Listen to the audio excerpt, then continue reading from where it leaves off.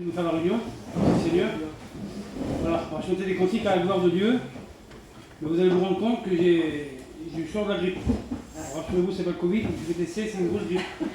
Alors je viens la voix un petit peu cassée. Alors vous allez m'aider à chanter, Amen. Gloire à Dieu, mais avant toute chose, on va prier le Seigneur. On va remettre la réunion entre les mains du Seigneur, je vous Christ, Amen. Hein, je demanderai à Elvis de présenter la réunion. Je sais que sa voix, elle va mieux aussi. Seigneur Jésus, je te loue et je te rends grâce, Seigneur Jésus. Je te remercie, Seigneur, pour ces moments privilégiés, Seigneur. Encore une fois, Seigneur, je te demande de bénir les chants de cantiques qui vont être donnés, Seigneur, ta parole. Seigneur, qu'elle puisse s'inscrire dans chaque cœur, mon Dieu. Merci encore pour ta grâce, Amen. Merci, on veut Randy aussi. Et...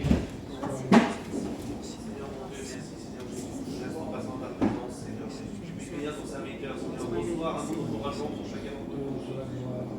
Que tu prennes toute ta place, Seigneur, dans cette réunion. À toi revient tout l'honneur, toute ta gloire encore dans cette soirée, Seigneur. Amen. Amen. Gloire à Dieu.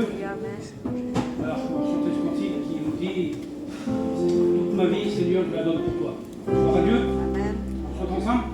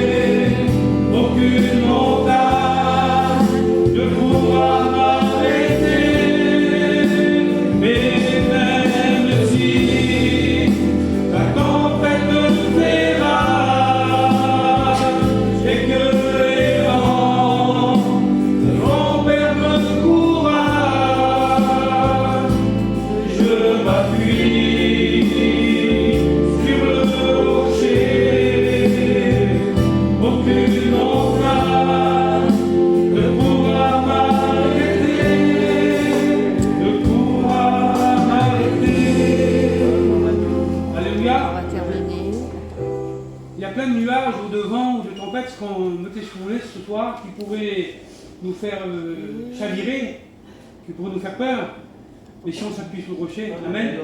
Gloire à Dieu. Voilà, on va écouter le frère, il nous dit un petit mot avec le tennis.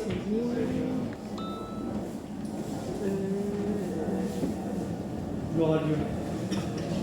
Quelle grâce de pouvoir s'appuyer sur le rocher, Seigneur, dans nos faiblesses. C'est difficile des fois la vie, même souvent, mais bon, quelle grâce de connaître le Seigneur. Moi, je n'ai pas grandi dans un foyer chrétien, j'ai grandi à Grenoble, dans un quartier qui s'appelle l'Abbaye.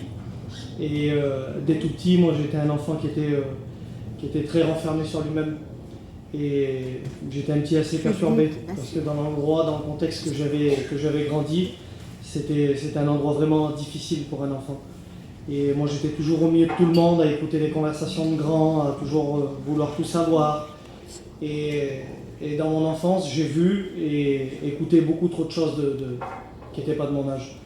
Et ça a mis une grosse peur, une grosse insécurité sur moi, sur ma vie. Et j'ai grandi comme ça dans le monde avec beaucoup de questions, beaucoup d'interrogations. Et petit à petit, avec ma jeunesse, l'adolescence, ça s'est transformé en angoisse. Et j'étais un enfant très très angoissé, vraiment mal. Mais je le disais pas déjà parce que vers nous, c'était... mon père, il était pas trop chez nous, c'était des hommes de vie. Et puis chez nous, dans notre monde à nous, si tu disais que tu avais peur ou que tu étais angoissé, c'est que tu étais un faible. Il fallait pas le dire. Et j'ai continué comme ça dans le monde, j'ai fait ma jeunesse, pas plus qu'un autre. Et j'ai fondé un foyer ici à Lyon, au Marais. Et ici au Marais, il y avait l'évangile. Et on me disait toujours, toi, ce qu'il te faut, c'est Dieu. Et moi, quand on me disait ça, ça me vexait un peu, parce que moi, je me pensais catholique. Et je me disais, eux, ils ont leur Dieu, moi j'ai le mien. Et je ne savais même pas pourquoi ils me parlaient de ça. Et on me le répétait souvent, toi, ce qu'il te faut, c'est Dieu, toi, ce qu'il te faut, c'est Dieu. Et je continuais comme ça dans le monde, et puis plus j'avançais, et puis de plus en plus j'étais mal. J'étais devenu quelqu'un de vraiment aigri, méchant avec moi-même, avec les miens, et j'ai fini que j'ai tombé dans les cachets, comme beaucoup de gens. J'étais pas vraiment sous des gros traitements ou des choses comme ça, mais quand j'allais pas bien, il fallait que je prenne des cachets parce qu'il n'y avait que ça qui pouvait me calmer. Et j'essayais de me rapprocher de ma religion. J'essayais d'aller dans des réunions catholiques, dans des choses comme ça, mais moi j'étais vraiment sincère. J'allais vraiment de tout mon cœur. Et je cherchais à ce que Dieu change ma vie. Mais ça marchait pas. Et je continuais, je persistais dans cette voie. Ça m'est arrivé des fois d'aller chiner, j'étais loin, à 200-300 km. J'allais dans des églises catholiques, je brûlais des cierges, j'essayais, j'attendais après Dieu, mais ça marchait pas. Je disais, Seigneur, c'est quand que tu feras quelque chose pour moi? Et un jour, semblable à un autre jour, mon cousin me dit, il y a la réunion Vallejo là-bas, si tu veux y aller à Dessine, moi et ma femme, on y va. Je dis, allez, j'y vais. C'était le dernier coup de chance, admettons. Je vais y aller, admettons, allez, ça y est. Je vais essayer, je vais voir, puisqu'ils disent que ça marche vers eux. Donc je vais essayer moi aussi pour voir si ça marche. Et j'ai été. Et quand j'ai été, c'était pas pareil. On m'a présenté un Dieu différent. C'était un Dieu d'amour, c'était un Dieu de pardon, c'était un Dieu du quotidien qui t'aide tous les jours. Moi, je suis quelqu'un que j'ai besoin de Dieu tous les jours de ma vie. Je peux pas passer une journée sans le Seigneur parce que moi, j'y arrive pas. Moi, une journée sans Dieu, je peux pas, c'est pas possible. J'ai trop un tempérament impulsif ou je suis trop mal dans ma vie, je sais pas. Enfin, je suis quelqu'un de bien, j'ai la joie, j'ai la paix. Mais je peux pas passer une journée, moi, sans Dieu. Je suis obligé tous les jours d'aller vers le Seigneur. Et là, on me présentait un Dieu que tous les jours, il allait être avec moi. Qui te pardonnait, que tes fautes, tu pouvais tous les jours demander pardon à Dieu parce qu'on a un état de faiblesse et tous les jours, des fois, on a besoin de demander pardon à Dieu pour des petites choses. Et vraiment, ça m'a plu. J'ai continué à suivre le Seigneur comme ça. Et je me suis renfermé dans ma chambre et j'ai pris ma Bible. Et vraiment, c'est la parole de Dieu qui m'a converti.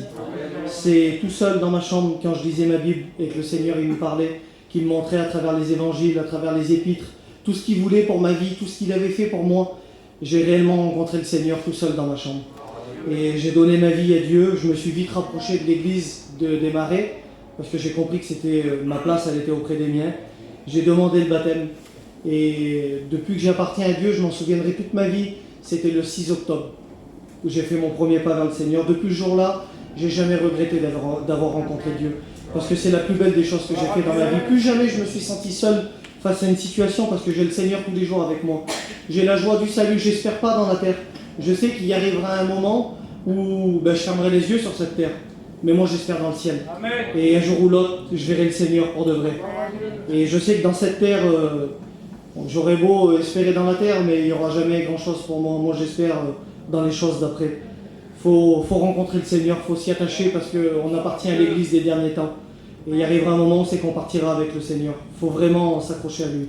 Que Dieu vous bénisse. Amen. Merci Seigneur. Gloire à Dieu pour ce beau témoignage. Merci Seigneur. Vous savez, on aimerait chanter ce profita qui dit « J'ai trouvé dans ma vie ». Amen. Gloire à Dieu, c'est un peu tout ce qu'un chrétien vit. Les jours qu'il a rencontré Jésus-Christ, nous avons réellement trouvé le véritable Amen. Dans ma vie, trouvé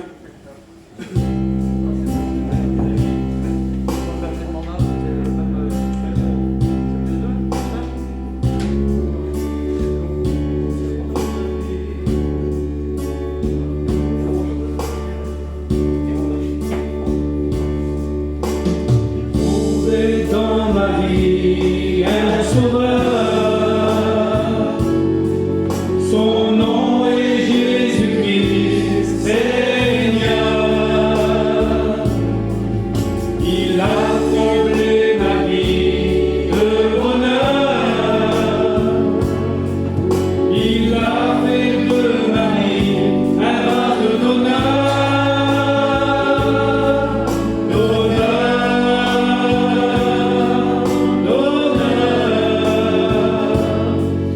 D'honneur pour mon Seigneur.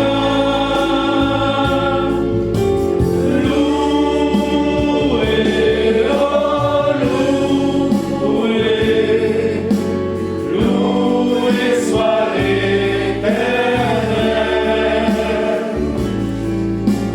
Loué, oh loué, loué soit l'Éternel. J'ai trouvé dans ma vie un ami fidèle qui m'a compris. Même dans les problèmes, il agit. Comment est-il possible de vivre sans lui? Sans lui, sans lui, sans lui, il est mon ami. Loué, oh loué, loué soit l'Éternel. Loué, oh loué, loué soit l'Éternel. Amen. Gloire à Dieu. Voilà, je vais appeler mon frère, vous lui dire un petit mot aussi, hein, que je le bénisse.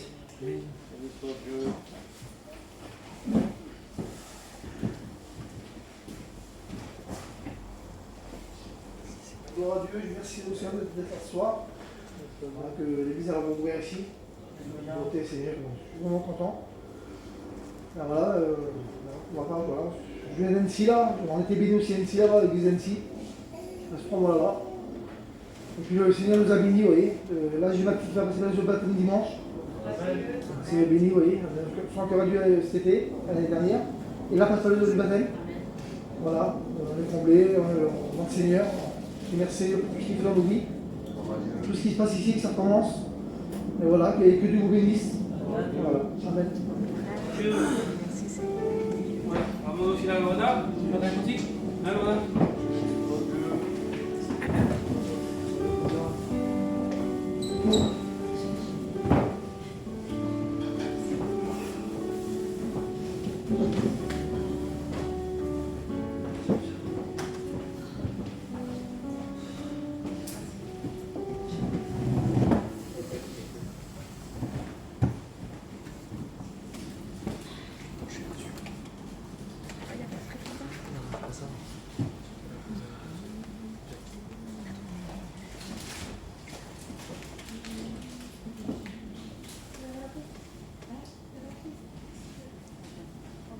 Cindy, t'as pas ton téléphone? Moi?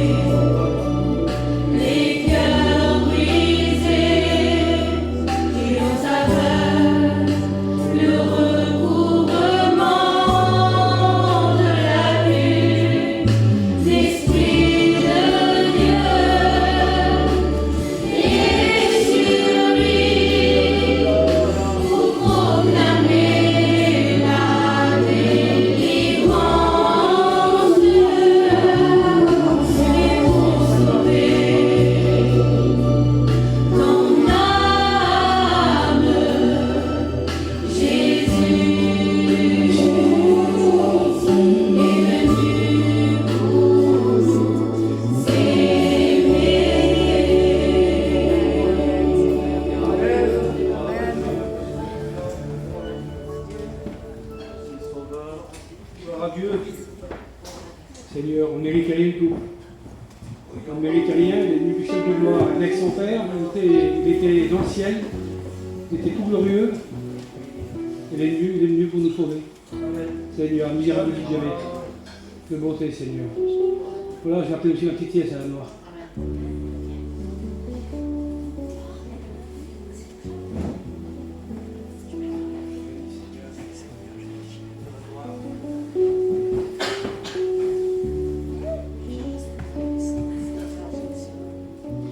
Vraiment assez simple, j'ai toujours connu les choses de Dieu, j'ai toujours connu ça, et puis ça va faire 5 ans que je suis baptisée, puis je remercie le Seigneur pour ça. Je ne vais pas chanter, je vais appeler les compagnons, hein, c'est pas qui est cédé. Seigneur, vous avez un petit mot?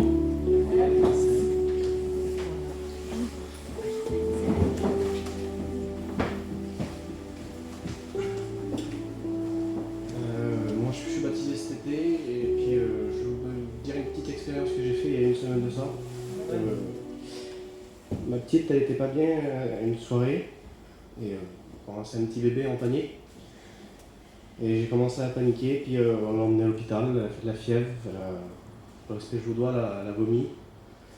Et j'étais avec mon beau-père et sa sœur dans l'auto. Et on ne pouvait pas rentrer à l'hôpital parce que vous savez bien, c'est difficile avec le Covid maintenant. Et on attendait dans l'auto. Et mon beau-père, moi, il dit on commence à prier. J'ai dit si tu veux. Donc on a commencé à prier. Et à la fin de la prière que j'ai fait, j'ai continué dans moi-même et je disais Seigneur, je t'en supplie, permets qu'elle n'a rien, je voudrais qu'elle sorte des portes de l'hôpital et qu'elle n'a rien du tout. Qu'elle me dise qu'elle n'a rien du tout. Et le Seigneur s'est pas fait tarder et quand elle est sortie de l'hôpital, elle m'a dit qu'elle n'a rien du tout. Et je remercie Seigneur pour ça. Je vous bénisse. Gloire à Dieu. Si Seigneur, hein, c'est tout simple, hein, il n'est pas compliqué. Il vient de se convertir, c'est pas longtemps qu'il est converti, mais il a mis sa foi, toute sa foi dans le Seigneur. Et puis que ça soit tout simple, je vous dis, que ce soit un peu de fièvre ou une grande maladie, plaçons notre foi dans le Seigneur. Amen. Gloire à Dieu. Alors je crois qu'il est temps d'appeler toutes les sœurs ensemble, chanter un beau cantique, il perd peu la parole du Seigneur. Amen. Venez les sœurs, chanter un cantique.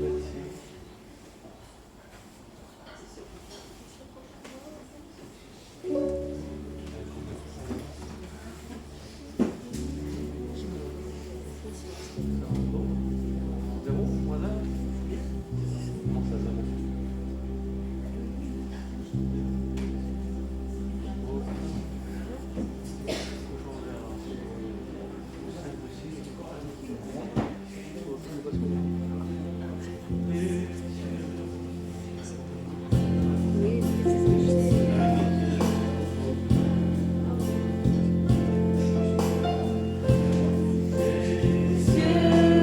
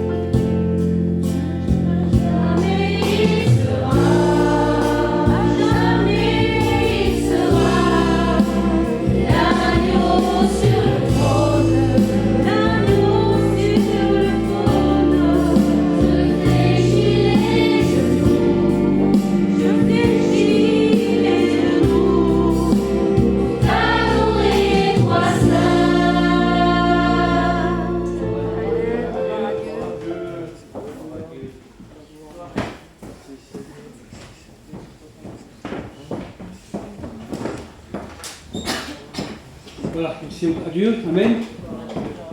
Voilà, on était bénis à travers les chants cantiques, par Dieu, à travers les expériences, les témoignages. Mais le meilleur, reste à venir. Le meilleur, c'est la parole de Dieu. Amen.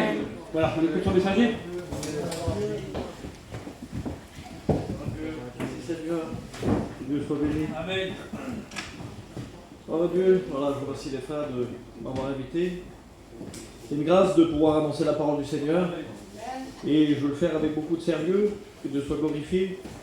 Si je peux vous apporter un petit encouragement ce soir, un petit enseignement de la vie chrétienne, quelque chose qui t'amènera à faire seulement un pas de plus dans ta foi, eh ben je serai bien content.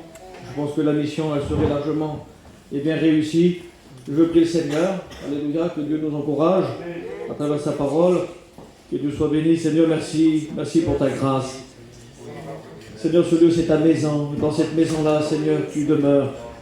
Tu veux nous enseigner tes voies. Tu veux nous apprendre comment vivre, comment te plaire. Seigneur Jésus-Christ, oh Dieu, je prie pour que mon cœur et le cœur de chacun parmi nous soient réellement, Seigneur, ouverts à ta parole, docile, réceptive, Seigneur Jésus-Christ, à recevoir, Seigneur, tout ce qui vient de toi. Merci, Seigneur Jésus-Christ, parce que tu veux nous édifier ce soir, tu veux nous encourager, tu veux nous donner de la force, tu veux, Seigneur, nous faire aller plus loin, Seigneur. Je nous t'en parce que tu es présent, Seigneur Jésus-Christ, tu me conduis par ton esprit, à toi revient toute la gloire. Alléluia. Gloire à Dieu, que Dieu soit béni. Je lis pour vous 2 versets de la Bible, 2 versets que vous connaissez. De Pierre, chapitre 2, verset 19. Chacun est esclave de ce qui a triomphé de lui. Donc quelque chose te domine, quelque chose t'empêche de faire ce que tu veux, ou quelque chose t'oblige à faire quelque chose que tu ne veux pas, ben tu es esclave de quelque chose qui a triomphé de toi. Quelque chose qui te domine. Mais, Évangile de Jean, chapitre 8, verset 36, il est dit ceci, mais si le Christ vous a franchi, si le Christ vous a franchi, vous serez réellement libre. Alléluia. Que Dieu soit glorifié. Le Seigneur veut ce soir nous donner une vraie liberté. Une vraie liberté. Parce qu'il y a des fausses libertés, frères et sœurs, dans le monde. Les gens dans le monde pensent être libres. Les gens dans le monde, ils vont dire, moi je suis libre d'aller là où je veux, de faire ce que je veux, libre de fumer, libre de boire, libre de me droguer, libre de faire tout et n'importe quoi, et les choses que je ne citerai pas ce soir. Je suis libre. C'est pas de cette liberté-là que le Seigneur parle. Liberté de faire le mal, c'est pas une liberté. C'est tout le monde sait faire le mal, et le fait très bien. Et puis il n'est certainement pas libre du mal qu'il fait, parce que réellement, quand on voit les conséquences désastreuses d'une vie sans Dieu, d'une vie de péché, une vie de désobéissance, on comprend qu'on n'est pas si libre que ça. Et quand on a ce désir de vouloir revenir en arrière, de corriger le tir, de corriger les mauvaises directions qu'on a prises, de revenir sur les mauvais choix qu'on a faits, et bien là, on comprend qu'on n'est réellement pas libre. Et Jésus nous dit ceci, si le Christ, lui, vous a franchi, eh bien vous serez réellement libre, d'une réelle liberté. Dans le livre d'Exode, vous connaissez cette histoire. Un jour, Dieu veut délivrer son peuple. Il veut donner à son peuple une vraie liberté. Ce peuple-là, pour décrire sa situation, comment il vit son esclavage en Égypte. Il est esclave depuis 400 années. Comment il le vit, cet esclavage? C'est vrai que c'est du travail forcé. C'est vrai qu'ils sont méprisés. La Bible dit que les Égyptiens méprisaient les bergers. Parce que pour eux, c'était un sous-métier. C'était des sous-hommes, une sous-catégorie. Alors ils étaient méprisés, mais ils avaient des maisons. Ils étaient esclaves, mais dans le plus beau des pays. Ils étaient esclaves, mais dans une cage en or, quoi. Il y a beaucoup de gens dans le monde qui sont esclaves et pensent être très bien. Vous voyez, si la maison est en or, mais que les barreaux aussi ils sont en or, ben c'est une prison en or. Il y a des gens comme ça qui, c'est vrai, vivent une certaine forme d'esclavage, de domination, mais finalement s'y plaisent quand même, bizarrement. Les gens souffrent, On leur propose la liberté, mais ils désirent continuer à souffrir pour les avantages que le monde leur propose. La preuve, c'est que bien plus tard dans l'histoire du peuple d'Israël, quand ils sont dans le désert, quand ils voient que c'est compliqué, ils veulent retourner en Égypte. Ils regrettent, la Bible dit, les concombres, les oignons, leur maison, on n'avait pas tout là-bas. Oui, mais là-bas, tu étais esclave. Aujourd'hui, tu es libre. Une réelle liberté. Dieu dira ceci, Exode chapitre 3, verset 8, « Je suis descendu pour le délivrer. » Il veut délivrer son peuple de cet esclavage. On peut être aussi esclave d'une mauvaise vision. On se laisse séduire. On croit que c'est bien, mais Dieu connaît. Et il sait que c'est pas bien. Il sait que c'est un esclavage. Il sait que c'est une servitude. Il y en a qui se plaisent dans la servitude. Ils se plaisent dans la misère. Et Dieu, il sait que c'est pas bon pour toi. Alors il dit, je suis descendu pour le délivrer. Exode chapitre 4, Dieu appelle Moïse à faire sortir son peuple de l'Égypte. Exode chapitre 5. Moïse se présente devant Pharaon, envoyé par Dieu, et il demande la liberté. Il ne demande pas tout de suite la liberté de partir. La Bible dit, Exode chapitre 5, il demande la liberté de célébrer une fête dans le désert. 3 jours. Et c'est là qu'on voit l'esclavage. On croit qu'on est libre. Oui, mais on est libre de fumer ou de ne pas fumer. Oui, mais arrête de fumer et puis tu verras si tu es libre. Et là, c'est pareil. Cherche à vouloir sortir 3 jours seulement dans le désert pour célébrer quelque chose pour Dieu. Et tu verras si tu vas y arriver. Et ce peuple se rend compte qu'ils sont vraiment bien esclaves en fait. Parce que Pharaon, il ne veut pas. Même pas 3 jours. Et Pharaon, plus que ça. Il voit que les idées du peuple sont à vouloir chercher la liberté. Alors il fait quoi? Il double le travail. Il dit comme ça, ils n'auront même plus l'idée de penser à vouloir aller dans le désert. On double le travail, ça va les occuper, on leur fournissait de la paille pour faire des briques, et bien maintenant, ils feront les briques et ils chercheront la paille, double travail. Comme ça, ils n'ont pas le temps de réfléchir, pas le temps de penser, pas le temps de calculer. Il embrouille les pensées pour que les hommes restent bien dans l'esclavage. Et puis, la Bible dit ceci, Dieu envoie des plaies. Bizarrement, ce n'est pas la première plaie que le pharaon il laisse partir le peuple. À un moment donné, les eaux du Nil deviennent du sang. C'est une catastrophe. Le Nil, pour les Égyptiens, c'était célébré, c'était le dieu, le Nil. C'était la vie du pays. Tout était dans le fleuve du Nil qui traversait le pays de long en large. Et il fournissait les poissons, il fournissait la nourriture. Et puis en même temps, c'était les marchands qui passaient, qui traversaient le pays, ça fournissait, c'était le commerce. Couleur sang, fin sang. Et puis il ne veut pas laisser partir le peuple. Parce que la Bible dit, il en est un qui laisse difficilement partir ses prisonniers. Et le pharaon d'Égypte ne laisse pas les gens sortir de ses griffes. Alors il y aura une deuxième plaie, les grenouilles, qui vont envahir le pays complet. Mais il ne veut pas, lui. Après, c'est les poux. Les poux, c'est terrible. Mais ce n'est pas un pou. C'est des poux par milliers et par milliards qui vont se répandre dans tout le pays. Et puis comme ça, des plaies et des plaies jusqu'à 7 plaies. Et à un moment donné, les hommes de Pharaon viennent vers lui et lui disent « Mais le pays est en train de périr !» Et Moïse se représente au bout de la 7e plaie et il dit « Nous irons dans le désert. Avec nos femmes et nos vieillards, avec nos fils et nos filles, avec nos brebis et nos bœufs. Nous irons dans le désert. » Et ce pharaon qui est obstiné, qui ne veut pas laisser partir, il ne veut pas donner la liberté. Il dit, regardez le troc. Il dit, vous allez y aller. Mais juste les hommes. En voulant dire, s'il n'y a que les hommes qui parlent, je sais qu'ils reviendront. Parce que moi, je garde les femmes et je garde les enfants. Mais Dieu veut donner une vraie liberté. Une liberté pour tout le monde. Pour les hommes, mais aussi pour les femmes, pour les enfants, et puis même pour tout le bétail.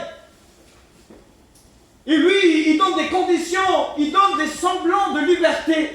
On croit qu'on est libre parce qu'il y a du jeu sur la corde. Et puis vous connaissez l'histoire, il faudra encore 3 plaies, en fait 10 plaies en tout, pour détruire le pays complet, pour lui enlever toutes ses ressources. Et à ce moment-là, le peuple goûte à une pleine liberté. Vous connaissez cette histoire, c'est dans des cris de joie, de fête, dans des cantiques, que le peuple d'Israël, le peuple hébreu, sort d'Égypte, en prenant avec lui plein de trésors. Les Égyptiens leur offrent tout ce qu'ils ont pour qu'ils partent. Allez loin, allez loin.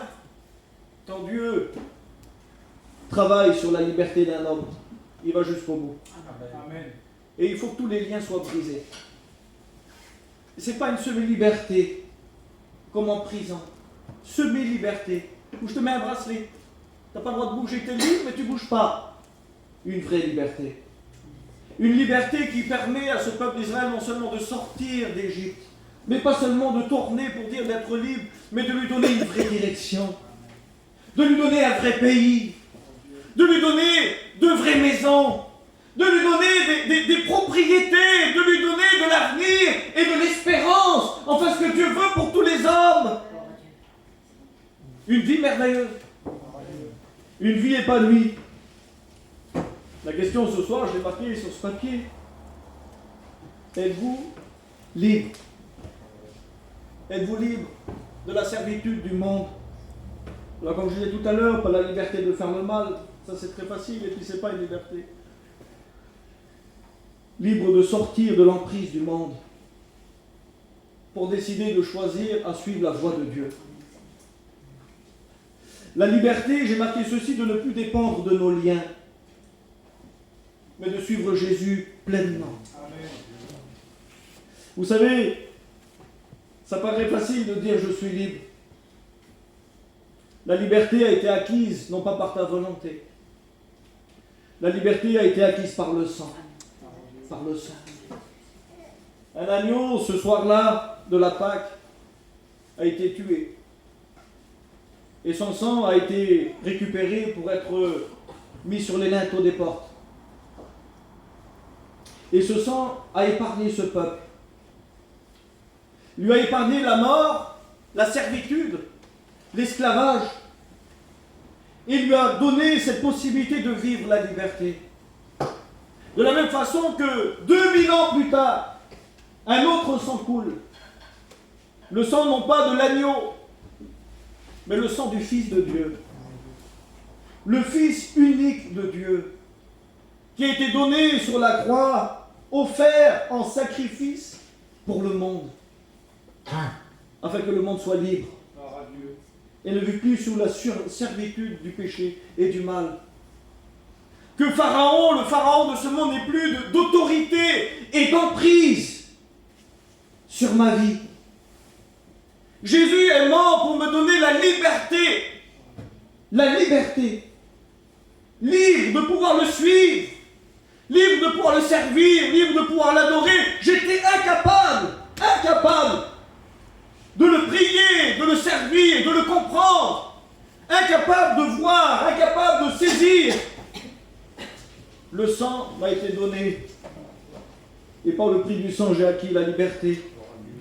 Ésaïe 53, écoutez tous ces mots qui sont dits: méprisé, abandonné, dédaigné, puni, frappé de Dieu, humilié, blessé, brisé, maltraité, opprimé, retranché. C'est tous les mots que j'ai ressortis de ce texte et qui correspondent à ce que Jésus a souffert. Méprisé, abandonné, dédaigné, puni, je vous le relis, frappé de Dieu, humilié, blessé, brisé, maltraité, opprimé, retranché, pour te donner la liberté. Quelle grâce d'être libre. Quelle grâce d'être libre, d'être un chrétien. Ça n'a pas été fait en claquant des doigts. Ça n'a pas été fait par ma propre volonté. La Bible dit que ce n'est pas par la volonté de l'homme, de la chair. C'est par la volonté de Dieu que nous avons pu devenir libres et acquérir ce rang honorable d'enfant de Dieu. Il est dit ceci, Ésaïe 53, il a plu à l'Éternel de le briser par la souffrance Après avoir livré sa vie en sacrifice pour le péché, il verra une postérité, c'est vous la postérité, et prolongera ses jours. L'œuvre de l'Éternel prospérera entre ses mains. Et il est dit dans le livre des Hébreux, chapitre 10, verset 19, nous avons aujourd'hui, au moyen du sang de Jésus, le sang, nous avons au moyen du sang de Jésus une libre entrée. Entrée libre. Entrée libre. Pas des entrées payantes. Pas des entrées où il y a devant un vigile qui dit toi tu rentres pas, toi tu rentres pas. Une libre entrée pour tous les hommes. Quels qu'ils soient, grands, petits, méchants, mauvais, ignorants, c'est ce que nous étions tous de toute façon. Une libre entrée pour entrer dans le sanctuaire. Le sanctuaire, c'est le mot qui désigne la maison de Dieu. On ne peut pas rentrer dans la maison de Dieu.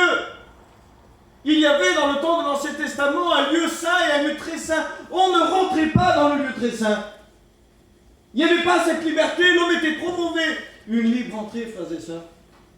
Une libre entrée ce soir de fermer les yeux et en esprit de rentrer dans le sanctuaire de Dieu. De se présenter devant Dieu en esprit et de lui parler.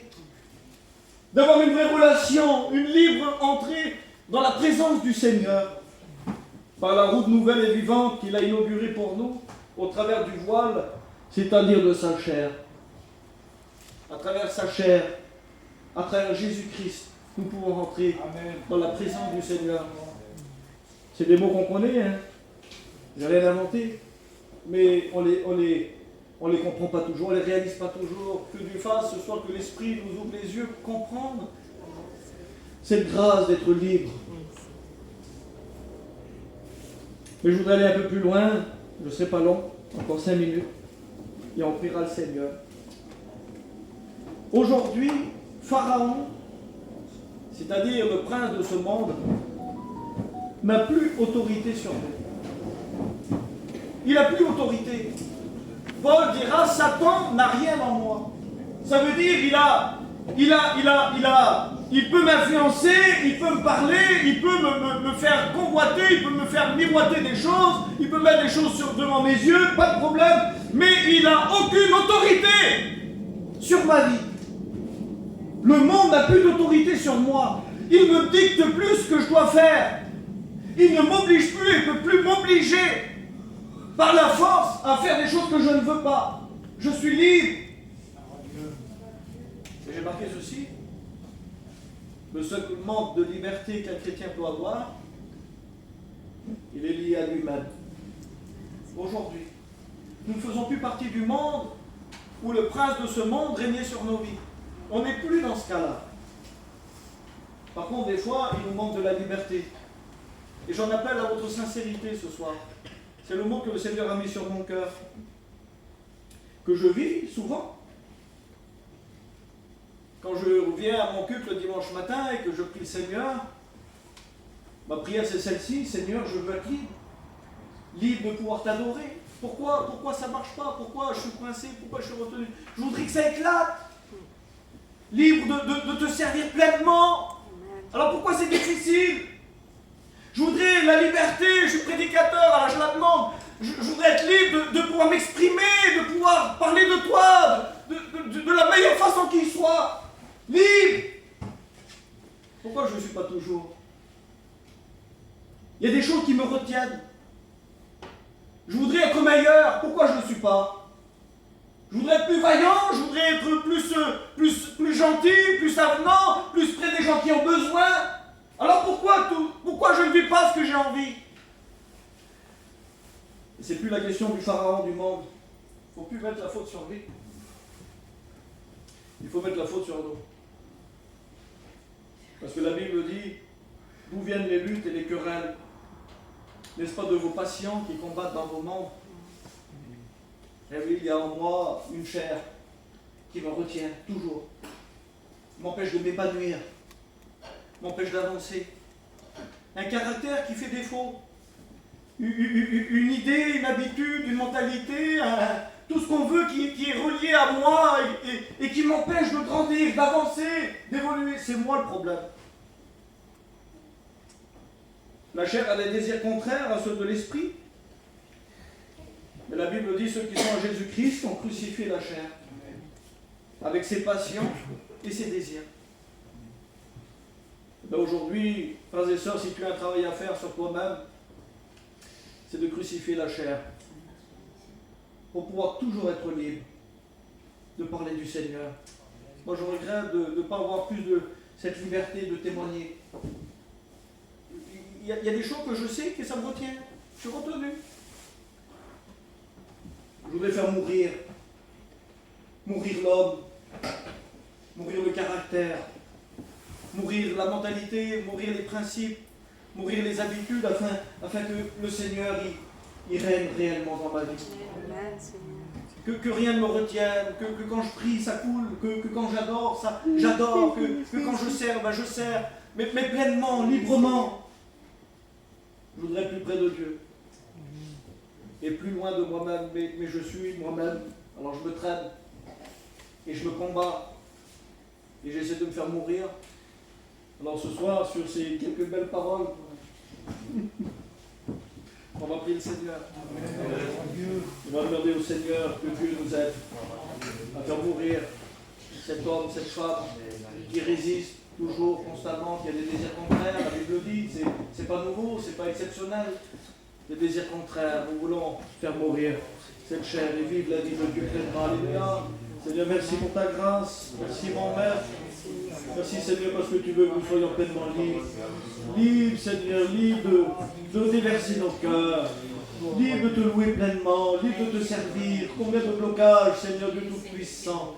Oh Dieu, là à tes enfants, Seigneur, une libre entrée, Seigneur, oui, Seigneur, montre-nous le chemin.